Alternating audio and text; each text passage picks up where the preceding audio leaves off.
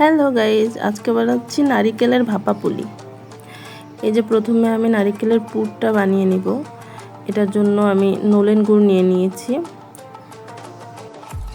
এই নলেন গুড়টা নিলে অনেক বেশি টেস্ট হয়, যদিও এখানে যদি আপনারা চান তাহলে আপনারা চিনিও ইউজ করতে পারেন, তবে নলেন গুড়টা নিলে অনেক বেশি খেতে মজা হয় আর কি। কিছুটা রস টেনে নেওয়া পর্যন্ত আমি জাল করে নিব। দেন আলাদা একটা প্যানে আমি পরিমাণ মতো পানি দিয়ে নিচ্ছি, আর কিছুটা লবণ দিয়ে দিলাম টেস্টের জন্য।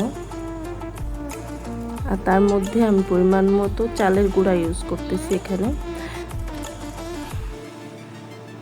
যতটা পরিমাণ পানি ততটা পরিমাণই গুঁড়াটা ইউজ করতে হবে। তার থেকে একটু সামান্য বেশি গুঁড়া দিতে পারেন, কারণ বাইন্ডিংয়ের জন্য এক্সট্রা প্রয়োজন হয় এই আর কি। দেন আমি পানির সাথে সুন্দর মতো করে মিশিয়ে নিচ্ছি। এই তো, এই পিঠাটা আসলে আমাদের ঐতিহ্যবাহী পিঠা। আমি আমার নানু, দাদি সবাইকে দেখছি বানাইতে, যদিও এটা আমার ফার্স্ট অ্যাটেম্প।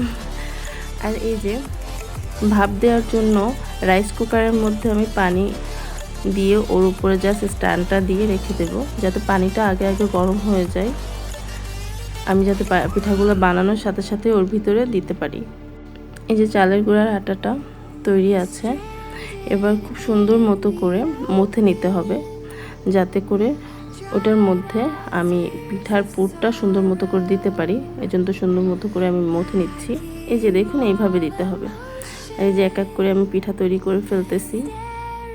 আমার পিঠাগুলো দেখুন অনেক সুন্দর হচ্ছে, যদিও প্রথমবার, যার কারণে একটু শেপে এদিক ওদিক হচ্ছে, তবে চেষ্টা করছি আর কি।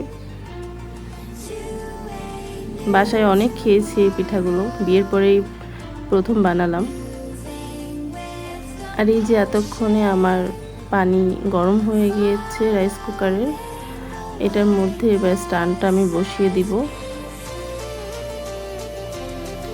মোটামুটি 15-20 মিনিট মতো এভাবে স্ট্যান্ড বসিয়ে রাখলেই আমাদের পিঠাটা হয়ে যাবে।